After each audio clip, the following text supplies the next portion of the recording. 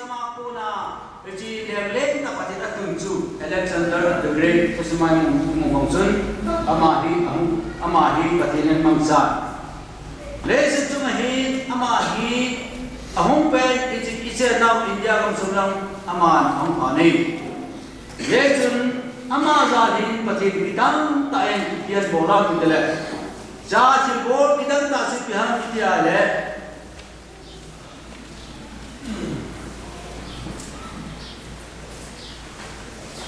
aman Krista ki pa na to pa si kung le nga kel ko pen ta su pa la ka today le suma ang kan to pa hong kan to dali ama hi ang li ta ne yesu na ama ko jun Greek pa hong li ta ne Syria kan Judigle, Judagam Judigle, Gamjo si Chikel Sumale Situma, Waiko, Ahampantalizun, Gamhola in Ama, Greek Pagam in Tane. The Greek Pag, he Munjok Sounded Tati, Greek Pagin, Hebrew Greek Pagona to Punki Hukile or him. Yejun Krista ki panpa lamsat dan teling sun Greek bide pavi amli tani mundina Greek hi tusan dia Greek bide pa ale nahi ki am gala ale nahi eho ipa ujung nong eho paun eho jom music Greek pa apuni di Bible ni tawin kelun tai Greek pa lu tani jun agong pada sa patina gong tuhan Greek power ko na Bible clear ko yung sin Paulo si hamdo sang ang tamtok tani. So aba ni yaw ne yung sale lampi ho hi mun kichi tata we ho sin thelo lampi ho hi aman Alexander the Great dipajun tuiso git akon sa lampi ang simin kam kichi ta ho ngamnyaw ta sa lamang tuan sultan le Paulo ham Halloween communication to ya ako taam da tadi din ahin lampi ho kisim tu lujun manole sini Paulo ham chu mi kala kan ke to nam jong le lam suhan to lujun lampi ho mane kung kai muna hat para kala han pi to na lampi sim to hon stele mi ho chon ke to sa thilo sin kung ku e bon sa patin sa pa Yesu Krista pi rin chun ham ki kung tu tani sula Juda namo hi kumsang kajen zen der ofna anam sa chu ijo su thap daling patini abong tuon eji Alexander lempa miling pa Greek mi milomi pa zauchu leng awani leng li ki tani leng li yong le la chun li ho la chun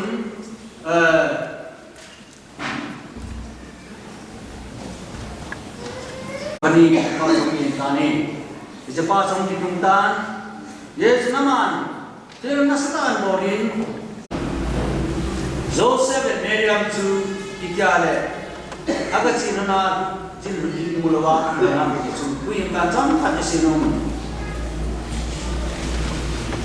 Miriam ahalo sila, along gayang set Miriam to ahalo sila. Today le sama to halo je handin heyo mala pipi ta amani agalu nan sit piso ta dele jin nin ong to ne zo sele nei wa no le sina hu pe de nga hom pe do ne nga no le pa ai lo le ai no pi chu le se nim te ne tin le Ankiran Yesu Krista na jasma pe lola kiran chu amani ankiran piteri hi itaba milo pihan ida umit mithu pihan ti wanre sit niyam sele etiyong le ver tum na bolte te diu tanun sa diu adu de bon to ni nei alama na ko nei amon ha ko nei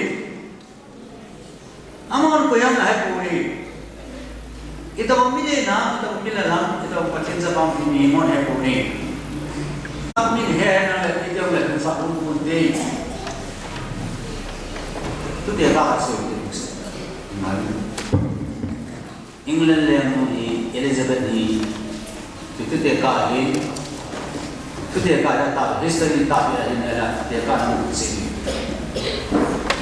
Elizabeth ada malai. Elizabeth ni nikadi citinam tak hari London ko ben king sini king alam zot nahin ibititam dele go bang ane go hong su ji sedama hin king alam zot le ko banang bando le lo ki banang karang to lo king asin po ta mihapan ki banin hết chừng go hong su dan amazon mi khat inahin amang ko nahin ating dani ele din so ta ding dani inso mi no hin sumna oglu du ko ko ne inso mi no pa so ta ding nu chu ko ye me ko mi na ma ma si ma si ko ta mi dang ma ma ji sama I masa ama hin masa lagi ko ko ne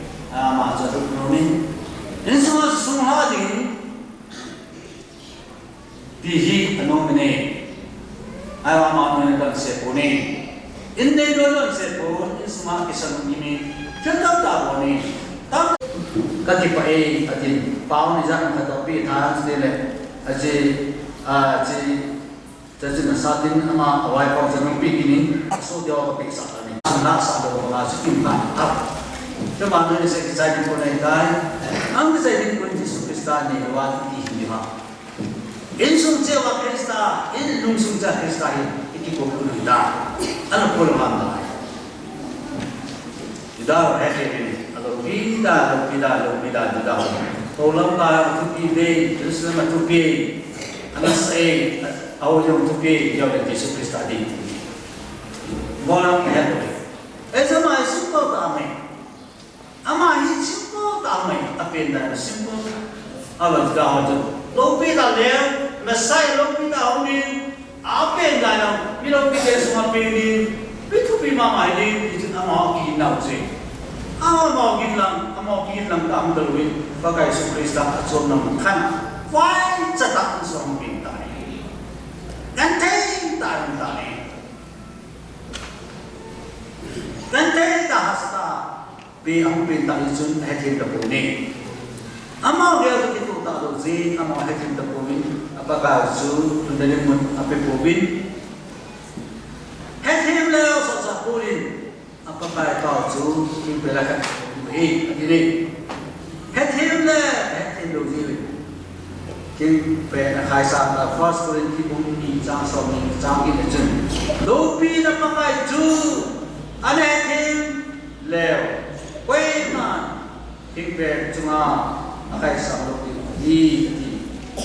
Hello Ziri, amal dia hampir do Ziri, amal dia tu mana lebih kita, amal dia bata salo kita hingga dia cuma nagawa, kamu saya tak boleh, dia cuma cantau ni, apa kaya pasal cantau ni. Aku pilih selesai mati ni orang pasal tak boleh, kopi pama pemang tahu ni, dia pok tahu ni. Nalagi dunia Christmas ini mana itu bikin Diwali और Diwali क्या kita bawa Christmas untuk mintam tak bikin kawan na semua Krista di mau nam pasu lokita Krista ini gero agar kita bangsa orang dunia yang Yesus Krista ini hekir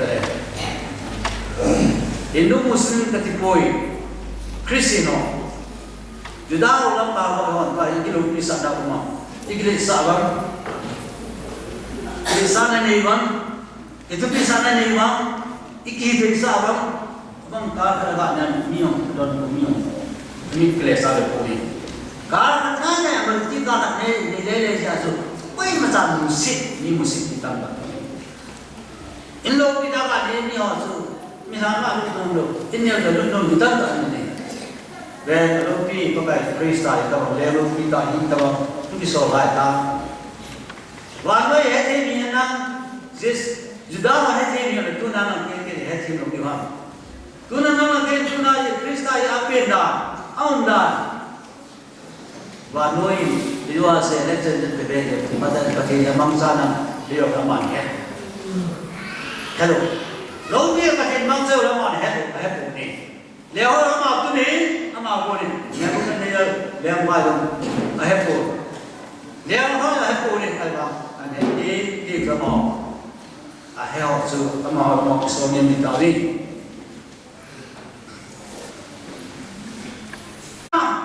Tuh pasal orang sesuatu menemukan, hui bukan disantaran, hui sen, kita ada boy, pakai tu, nanti surat kamu boy ni. Dah mungkin, soal mungkin ayat nada, dah ini kapal, jangan pakai kata ni kapal, par ni kapal Abraham ni tadi tu, hilang le apa? Yesus Kristus nama tu le, nah tadi tu, ibu kamu orang, atau apa ni, ada tu yang tahu tu bang, apa ni, Yesus dah cukup biasa. Kau pasti ni kan?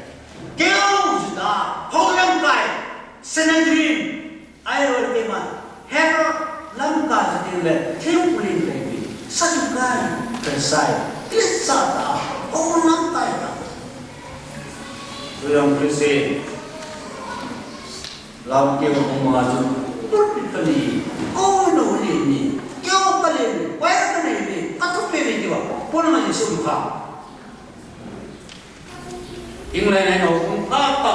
Orang tu kita ni, ayam nasi tak ini, ayam negro kan mana pupuni, negro kan awak saya cukup dalam kamu, kamu yang pupuni. Ayam namanya negro biasa, orang nama mana nasi ham, bukan nasi ham. Nang tum sahaja dah pahat pos semua ini sota kecil hukuman terpulai begini. Yesus panggil itu jadi sana lopi sa, kita boleh sa, kita bisa nak dilse. Para itu kita. Kalau mereka itu cimai, mereka lopi nawa, Yesus nak lopi sana cimai, alung sumi komai, mana sa. Kung sun ko ke ba ba electric fashion zero le America chimei amo ta se isi dore na itaw na klisana joy to sa tim set ay ba na Krista sa imo na dore klisana ne mo ikiso ba Queen Elizabeth ang suna nan sa nalawa isi example a ikale kunte nampak dengan IPI Yunam Inawam. Mana bom kalau tinu Krista berdiri ngatu sempurna.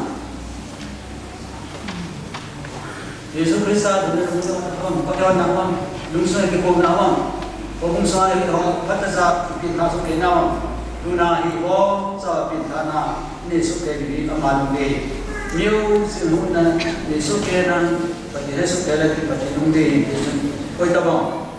Kau tahu ni lum balik puri puri pakai tahu cipung tukta pakai tahu cil bom sabun tukta di semua bom tukta hukum sabun akan sabun tukta yo video agar tahu di sana ni di mana ni minggu tak puri puri kau mesti barang kumnom loi barang kamnom loi kaya kau di mana kau nak jana nama kau di mana kau nak jaga di mana dia Apung kata, unsur itu di nomor apa yang ada ni, yang le, sini tempat pun berapa, min bola mah, ini kalau ini yang le, itu kau kumnom ni, itu kau hari kamnom ni, dah bang semua, pasti dia nak bagi Krista, sebab jadi sanwa, alih nanti, kau mulia, kau ini so kaya, ini menjadi Christmas, no time apa. When Christmas time no time ba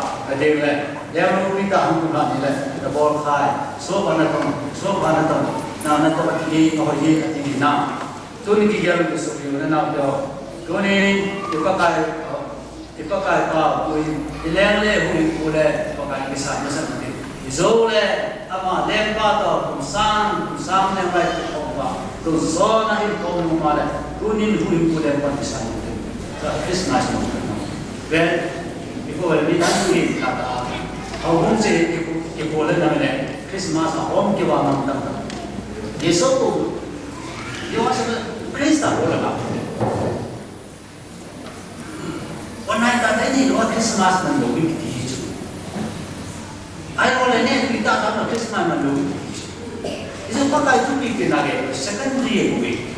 Oleh lah, ano penta kita makan cerita hidung semua mati, mana ni? Hidung semua mati, tu mana ni na?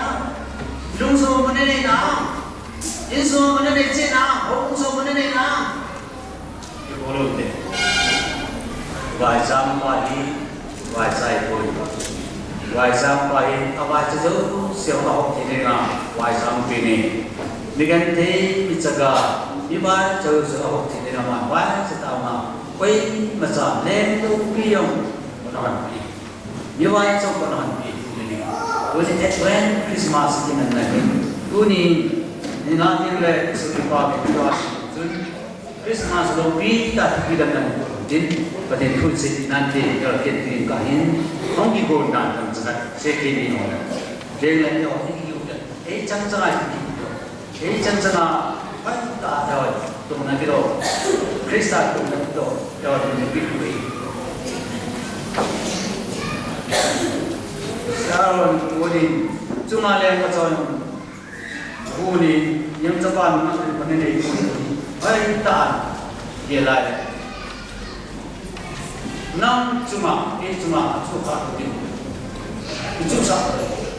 Ini semua yang, semua yang, bukan yang khusus dah. Nam, aman mana? Kita kenal dia. Jangan kopi ini deh. Oh, kopi wah. Kopi kami tip sana. Rap sana kopi tip sana. Khusus apa? Non le kita. Non tak non le. Mana tu balik, semua jadi. Nam cenderung kami nak mesti putih. Bos bermuzik ni, yo balik ini, tadi ni tak ada pintar. Ada mana ni lah? Kopi ada di dalam. Kopi semua ini start di dalam. Dua ni kaya ada di dalam. Baik tadi ya loh. Dua ni nama, baik tahu nama. Christmas nasa ni kopi tahu tu semua kopi. Mui pule level pakai. Isan kita ni instan nama. Bang ini hari ni bahan dolar lain. Zero ni so boleh sesuatu. Ini hari ni bahan import itu bahan idom nak bayar, icip nak bayar, ikut orang masuk bahagian. Tanah betul ni. Ibiar kami sama kepada saudara ibu, yo titi ibu, ibai saja ibu mak, ama kepada. Lumthe senamai pun masuk, lumthe selamat je masuk. Ning, jadi le, aneh, dat ne donging, mula cang dat donging, nam jam jaga, mitai jaga, asa ganti, putu ding lanjut meeting, Krista program jaga kita kipu kemana? Jauh orang laju mati, orang laju dulu kita kisi tiupde. Yesus Kristus ini, dia hilal isi kesagi, oleh Advent Christmas akiman, jangan berkesini si boleh menang, kapagi isi ia nanti oleh, jangan si kau nabi, tapi isi hidup kuasa kau tak ingat yang mana, isi kau jangan seju, ada ikan kuasa di dalam. Program bangsa kita ini tuan mimpi rasa apa nak jadi ini dalam kaya satu malam buat kita.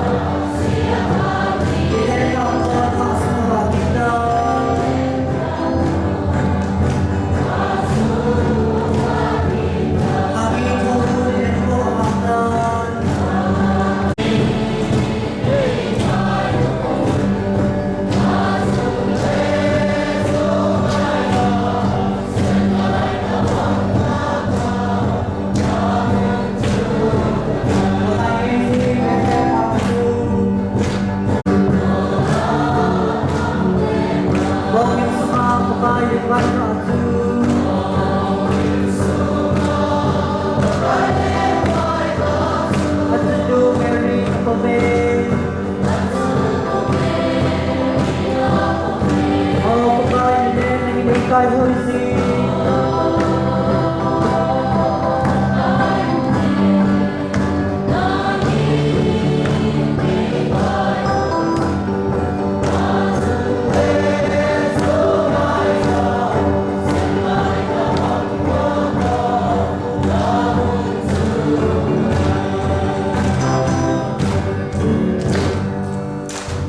sa atin mga umumong le tungkol mga mani ko kami.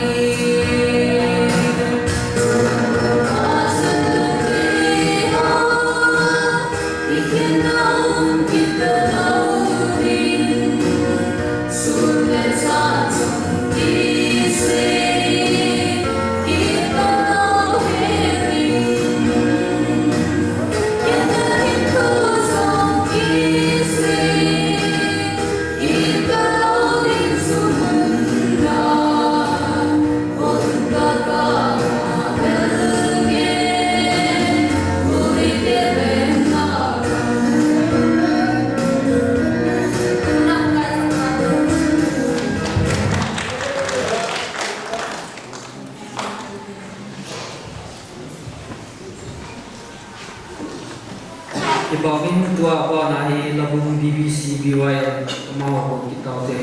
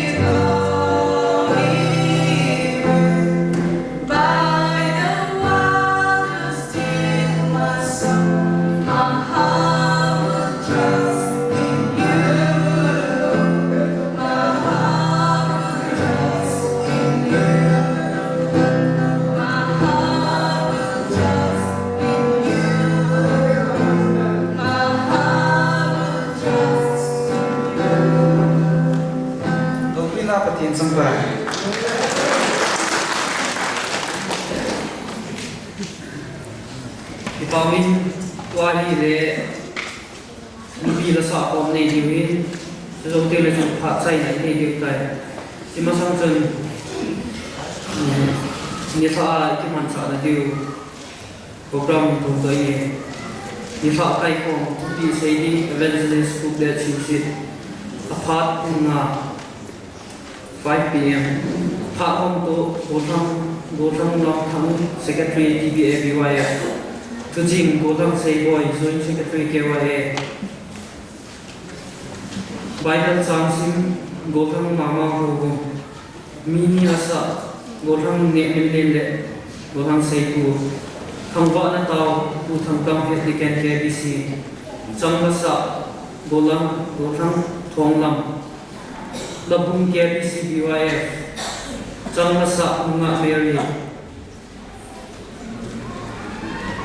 mini rasa nga wa si le si ni tu hom ni sa ting le ni tu hom de attend so ding evangelist Lowen sing se mini rasa nga ko le suli chang sa ko thang le koi labung KCBC BYF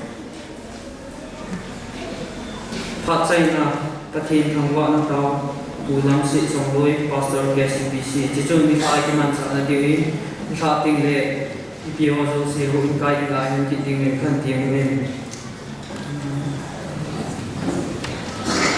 tuni ki man sa na sumwa programa min sumo zo sin phati lo chi ne na chung chi wa ki pa thuan sei tun ki chen na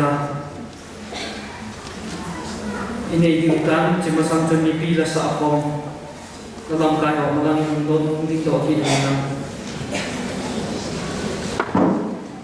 secretary KCBC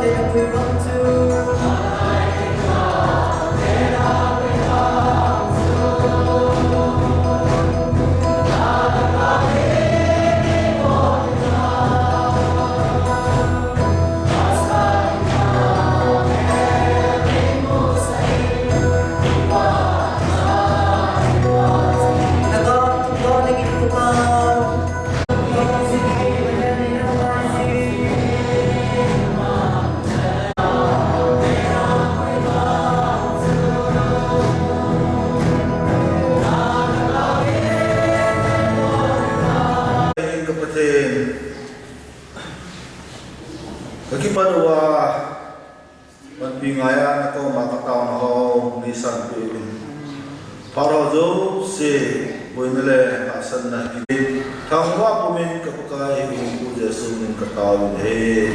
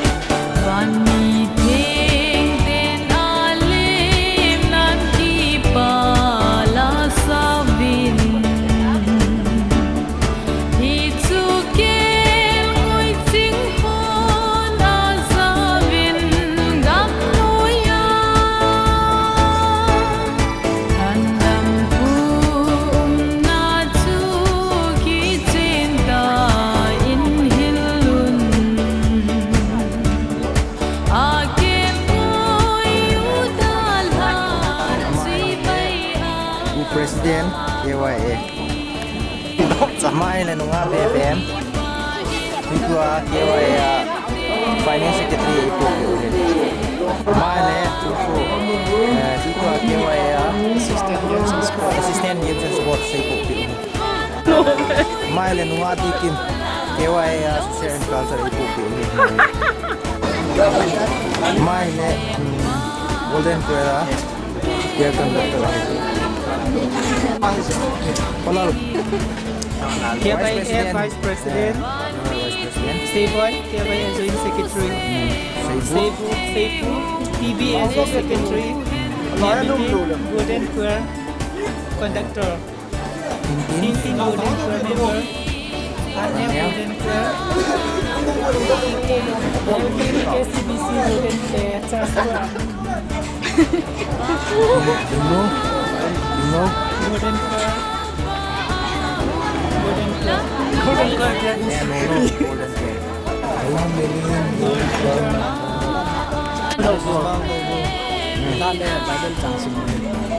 KCBC Vice Chairman of KCBC.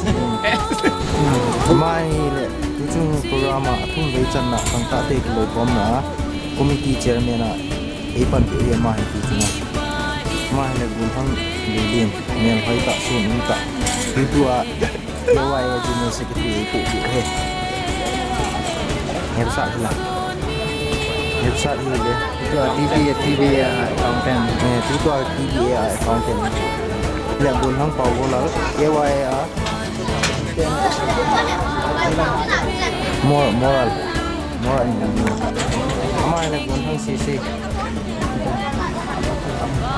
Secretary Education KYA Christmas games in Kampate in Hongale when Christmas committee chairman Ipo Win to naman pansam pat kedo nagani utit pu chairman tutung til nawa hi loading na chunga hi sun program loading na chunga hi itabang kipana tu sei no ne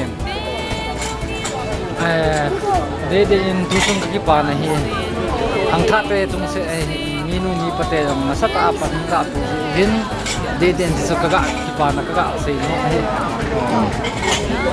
boile na tin tu chung centenary ko sting le obung langa boina tamta nanei ding ta san min cha chairman na pan le ngai luna ani mong mong ngai ti pa ke ko sung mi na ngai lu cheng sting le nga go lam sung ta te ngai lu cheng mo ko mai kumok no mai le le se pi no ke man cha ding da na se no na ne yam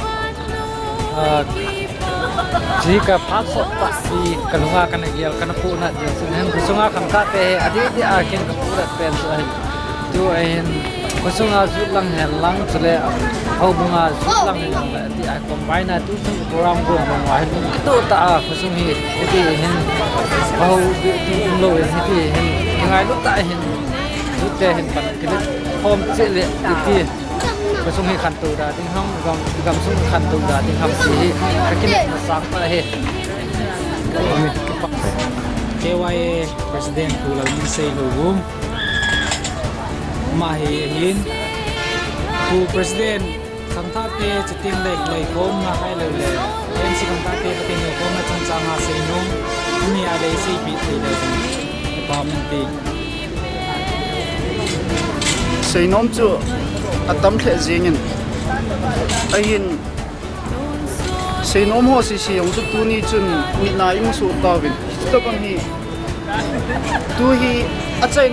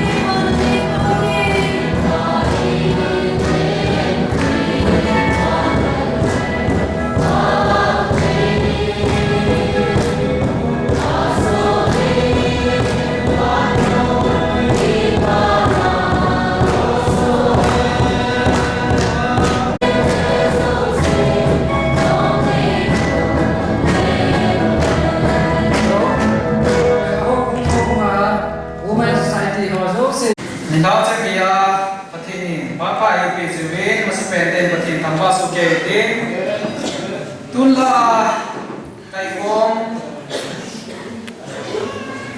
mu te ba sting le imang sa pang kiting hi ta je be nama sa pente Bible sang sim no maintain chiu ting le mini la sa walang ne milin chile walang sai tu amani te tun program na dingin Bible sang sim dingin golhang mamang do KCBC BYF member ama ko within Bible sang sim pe chai chai le mini la sa golhang ne milin la sai tu amani pa ne do pe bai kita le pamente tu ni sang dia napana sang som ni chen kuma kai kel mo ti mo le ba ti sang dia sele ti ka batun lo za ba tur ka ma ki kel mo ti mo am paun za ni na kel mo ba du nga un ki sin pa kai ban ti khada kom ba ahum dingin sele pa kai lo bi chun a kim be ro salwa so sing ta ni ni chun ama ko a ki cha ta ngai si mo ni Cewek pagi itu nasawa kita hidup di sini ini lebih win.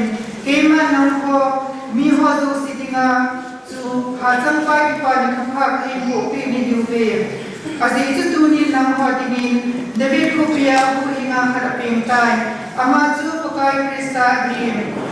Sulai kiti namko dinga amelci neding dim. Namko nausen puna kisira gadan sunga lu nakamudi mu ahiyati. Singin pulau Elohim bani cuto bani senel wanpi aku umun petkin abak sejun jumnung pen petkin laupi hen sudah dari junga rumpai demi hola samreng hen tiupi nedim singin nedim bani roju ama boko makuna bana si mampan kermutim hojun tiupin beta hem tiuhitim tua kajin ehesu tuzu adim gabel wiki Video. Jadi nama hati roy tu dihile, mereka rezastar to badan fungsional nausensu atau mudah tahu video. Jadi itu mupan itu nausensu unjando, asal upaya sensu ada sak tahu video. Jadi asal upaya kermoy, simho tu sensu asal kadrosin tidak tahu video. Mereka bangsu tu sensu anu subin anak itu nacing sini. Jadi Kaya mo itim ho chun asawa kisi kong pamati lagu jeng siule atil sa jeng siu sa chun patien saya ada ba sai thon akile kawe Bible sang sin o patien ka chong sin ki ni mas